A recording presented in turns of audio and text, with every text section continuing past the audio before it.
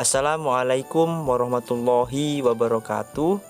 Perkenalkan, nama saya David Anggara, jurusan Sosiologi Agama kelas F, semester 6. Video ini dibuat untuk memenuhi tugas individu mata kuliah Sosiologi Pendidikan di bawah bimbingan beliau Ibu Erin Nurmaulidia, Esos MPD, yaitu dengan judul materi interaksi sosial. Bismillahirrahmanirrahim. Assalamualaikum warahmatullahi wabarakatuh. Alhamdulillahirabbil alamin wa bihi nasta'in wa ala umuri dunya waddin. Assalatu wassalamu ala asrofil anbiya'i wal mursalin wa ala alihi wa sahbihi ajma'in, amma ba'du. Baiklah adik-adikku semua, sebelum kita memulai pelajaran pada hari ini, marilah kita semua berdoa kepada Allah agar kita diberikan kemudahan dan kelancaran dalam menuntut ilmu pada hari ini. A'udzubillahi minasyaitonirrajim. Bismillahirrahmanirrahim. Liridho illahi wa li syafaati rasulillah sallallahu alaihi wasallam wa ala hadihin niyah wa ala kullu niyatin sholihah. Al-Fatihah. A'udzubillahi minasyaitonirrajim. Bismillahirrahmanirrahim.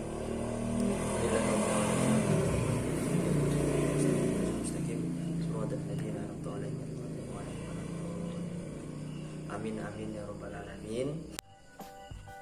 Oke, selanjutnya sebelum mulai pada materi inti, Kak David mau beri motivasi dulu nih kepada adik-adik semua. Adik-adik semua besok kalau besar mau jadi apa? Kira-kira ada yang mau jadi tentara? Siapa tunjuk tangan? Ada yang pengen jadi guru? Ada jadi guru?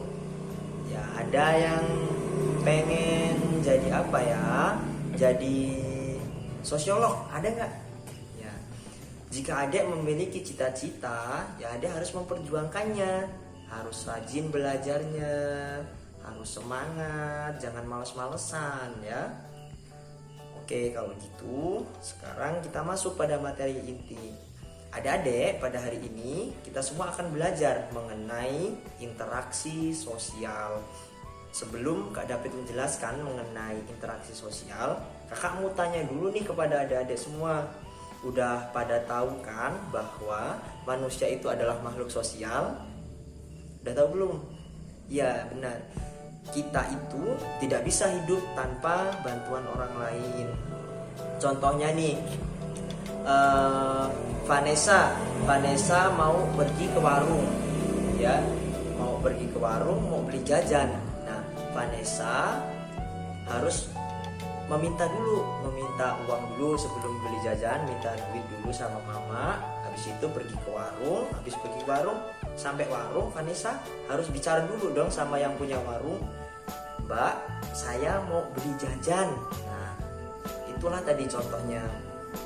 Nah, hubungan antara Vanessa dengan orang tuanya, dengan yang pemilik warung, itulah yang dinamakan dengan interaksi sosial. Jadi, interaksi sosial adalah hubungan timbal balik antara individu dengan individu, individu dengan kelompok, dan juga kelompok dengan kelompok. Kak David, apa sih contohnya interaksi individu dengan individu itu? Jadi begini adik-adik, contohnya interaksi individu dengan individu adalah adik-adik sedang asik ngobrol nih dengan teman lainnya. Misalkan si Anggita sedang mengobrol dengan Mas Radit. Nah, sedang asik ngobrol berdua, itu namanya interaksi individu dengan individu. Terus selanjutnya ada interaksi individu dengan kelompok. Contohnya apa?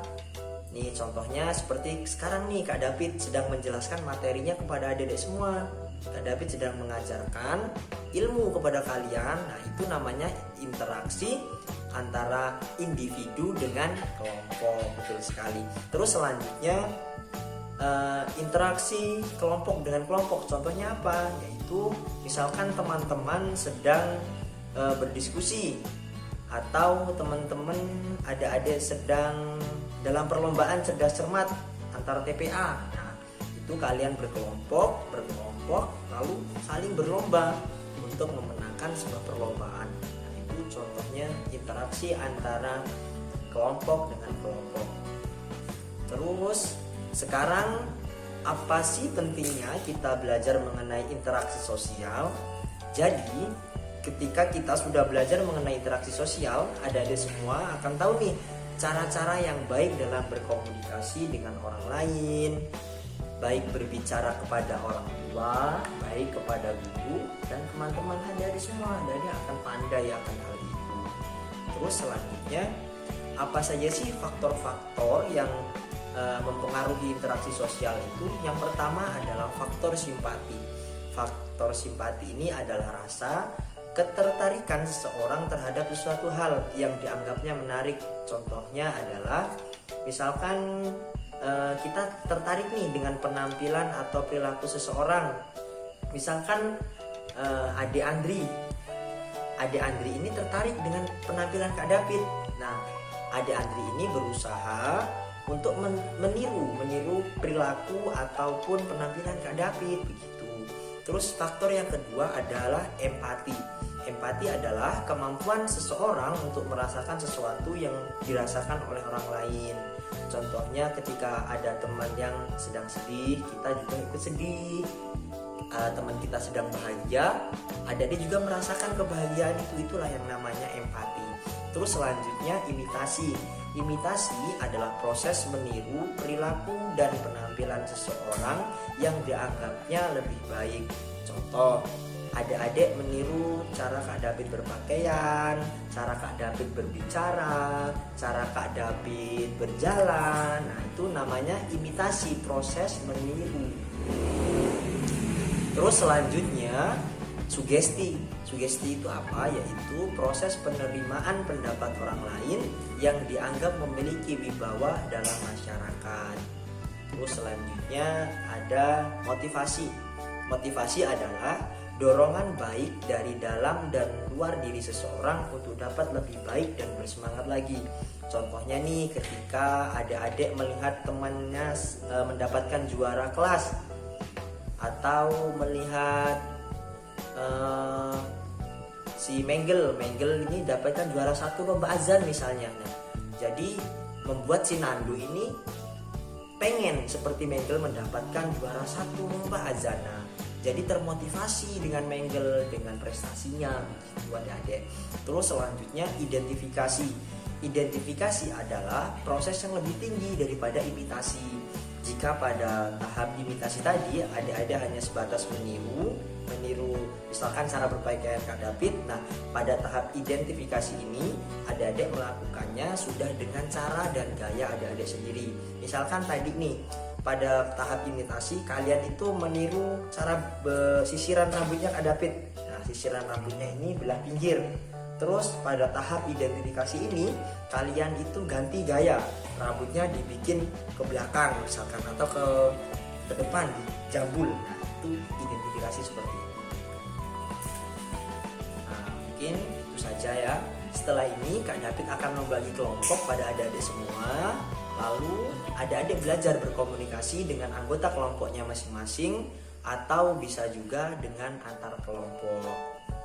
Jadi kesimpulannya adalah interaksi sosial adalah hubungan yang dilakukan dengan baik dengan cara berkomunikasi kepada pihak lain, baik teman sebaya, orang tua, ataupun kepada guru. Mungkin kita cukupkan materi pada hari ini. Kakak ucapkan terima kasih banyak kepada adik-adik yang telah bersemangat mengikuti pelajaran pada hari ini. Dan jangan lupa terus belajar dan jangan malas-malasan ya. Marilah kita akhiri pembelajaran pada hari ini dengan mengucap hamdalah. Alhamdulillahirabbil alamin. Kakak akhiri, wallahul muwaffiq ila aqwamit thoriq. Wassalamualaikum warahmatullahi wabarakatuh.